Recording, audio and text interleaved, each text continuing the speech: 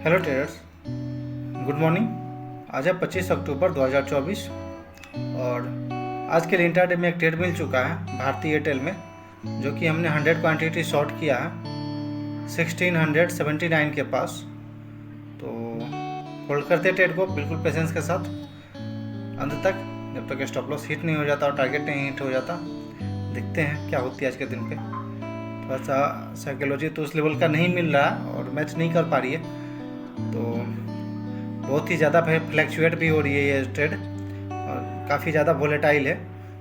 तो देखते हैं कब तक ट्रेड को होल्ड कर पाते हैं और अपने पेशेंस और डिसिप्लिन को कब तक हम मेंटेन कर पाते हैं। ट्रेड को चलने देते हैं। जैसा कि आप देख रहे हैं कि रेड कैंडल बना था, नीचे के लेवल तक अच्छा खासा आया था, पर वापस से एक बार बाउंस का तैयारी हो रही है।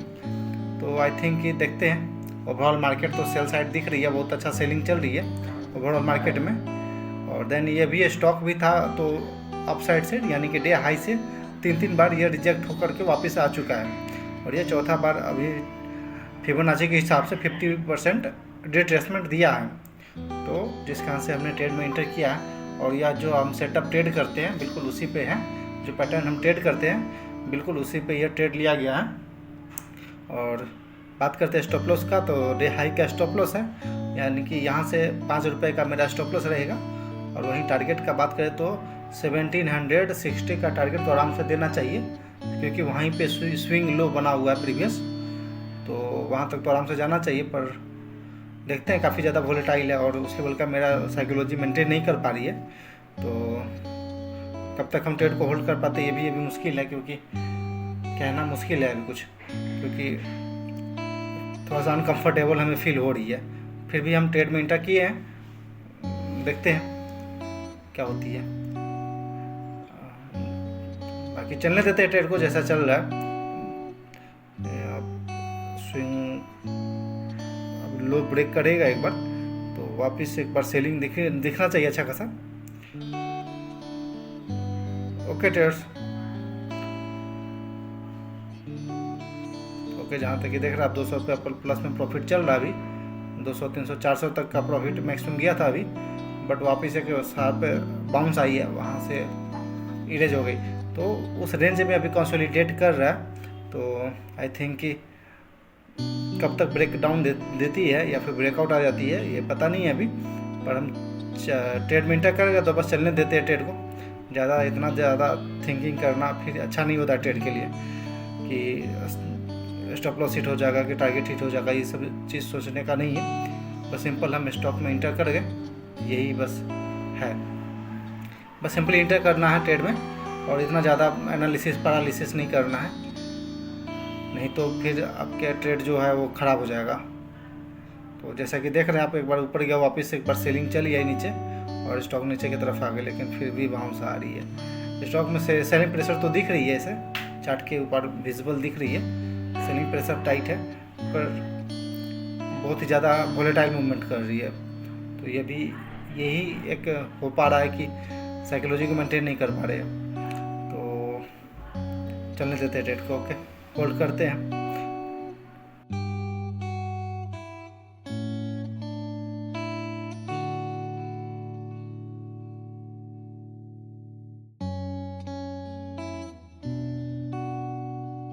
इस ट्रेड में गलती हो गई है लग रहा है, जैसे कि 100 क्वांटिटी हमें नहीं रखना चाहिए था, इतना बड़ा क्वांटिटी।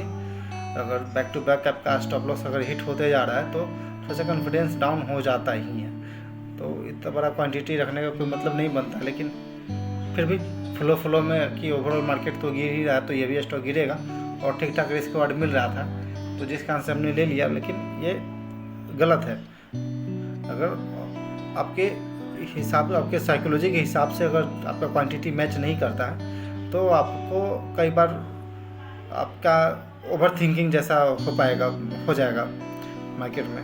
लाइव मार्केट में आप ओवर थिंकिंग करने लगेंगे कि अब ये स्टॉप लॉस जाएगा, अब यहाँ से ये पलट जाएगा भाव। तो इस तरह से मेरे साथ अभी बिहेव हो रही है। तो ये कभी भी एक चीज़ पर ध्यान दें, अगर आप इंट्राडे में ट्रेड कर रहे हैं, बैक टू बैक यदि आप ड्रॉडाउन में चल रहे हैं, तो क्वांटिटी बिल्कुल ये स्मॉल रखें। यहाँ पे हमको 50 क्वांटिटी रहता तो कोई फ़र्क नहीं पड़ता अभी हमें, इसीलिए क्वांटिटी कम करके पहले कॉन्फिडेंस बिल्ड करें, वापस क्वांटिटी बिल्ड करें। ये एक अच्छा उपाय रहेगा यदि आपका back to back draw down में चल रहे हैं। तो चलिए, गलती हो गया तो फिर देखते हैं, हम हो सकता है कि कॉस्ट टू कॉस्ट ही निकाल दें स्टेट को, क्योंकि उस लेवल का कॉन्फिडेंस अभी नहीं रही है और अनकंफर्टेबल जैसा भी फील हो रही है, क्योंकि बहुत ही तेज़ी से अपसाइड डाउन साइड मूवमेंट कर रही है स्टॉक। ओके ट्रेडर्स,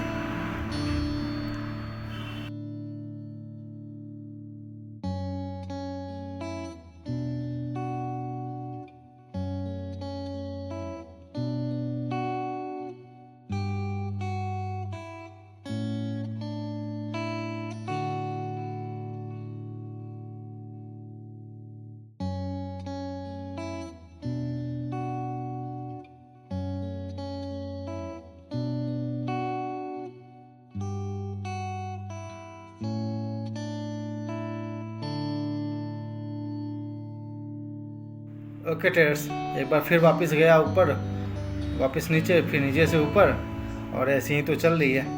तो पता नहीं यार, हमें ऐसा अनकंफर्टेबल लग रहा, हो सकता है तो हम एग्जिट ही कर देंगे बीच में, कॉस्ट टू कॉस्ट ही, क्योंकि ओवरऑल मार्केट तो अच्छा खासा फॉल कर चुका, पर ये जो भारतीय एयरटेल है अभी तक फॉल नहीं किया है। तो आई थिंक कि अगर बाउंस आती है ओवरऑल मार्केट में, तो ओवरऑल मार्केट में अगर बाउंस आएगी नीचे के लेवल से, तो आई थिंक यह स्टॉक भी अपसाइड की ओर बहुत तेज़ी से निकल सकती है।